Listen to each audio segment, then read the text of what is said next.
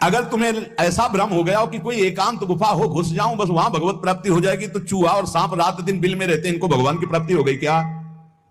तुकाराम जी से जब प्रश्न किया गया कि क्या गृहस्थाश्रम में भगवान की प्राप्ति ऐसे हो जाएगी जो विरक्तों की हो जाएगी, तो बहुत ध्यान से सुनिए, सिद्ध संत है, वो कह रहे हैं कि पागल मत बनो, भगवान की प्राप्ति भगवान के भजन करने से होती है, वो गृहस्थी में भी हो जाएगी। अगर तुमको लगता है कि वन में रहने से भगवान मिल जाते हैं, तो हिरन को मिल जाते, खरगोश को मिल जाते, बाघ को मिल जाते, सब ब्रह्म प्राप्त हो जाते।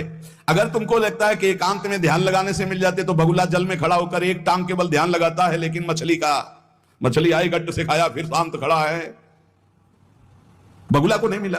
फिर कहते हैं कि एकांत गुफा में घुसने से भगवान मिल जाते, तो चूहा और सांप बिलई में रहते हैं रात दिन, उनको भगवान मिल जाते। तो इसलिए हम तुमसे कह रहे हैं कि ये ची चपड़ की बातें छोड़ो। तुकाराम जी कह रहे हैं घर में विट्ठल का मंदिर बना, घर को ही विट्ठल का मंदिर बना, ठाकुर विराजमान करो, आप सेवक हो जाओ, बढ़िया भोग लगा के पाओ, नाम कीर्तन करो, कथा वार्ता करो, अपने कर्म को भगवान को अर्पित कर दो, भगवान की प्राप्ति हो जाएगी।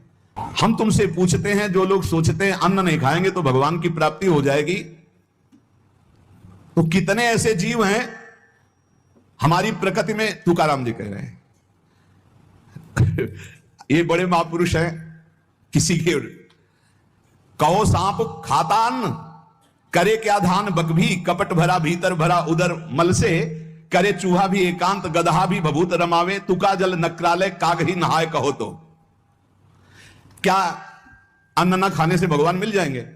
अगर हां, तो बहुत से पक्षी ऐसे हैं जो केवल फलाहार रहते हैं, बहुत से ऐसे हैं जो घास चर के रहते हैं, ना वो अन्न खाते हैं ना कुछ और, कुछ है फलाहार, कुछ है तृण चरते हैं, कुछ है पानी पी के केवल रहते हैं। भैया केवल पानी से इन सबको भगवत साक्षात्कार हो जाता है क्या?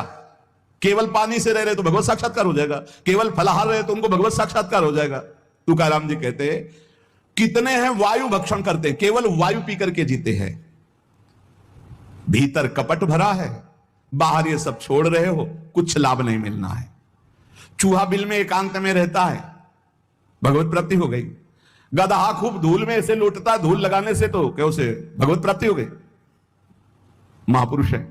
जल में घड़ियाल रहता है, भगवत प्राप्ति हो गई। कौआ भी जाके गंगा स्नान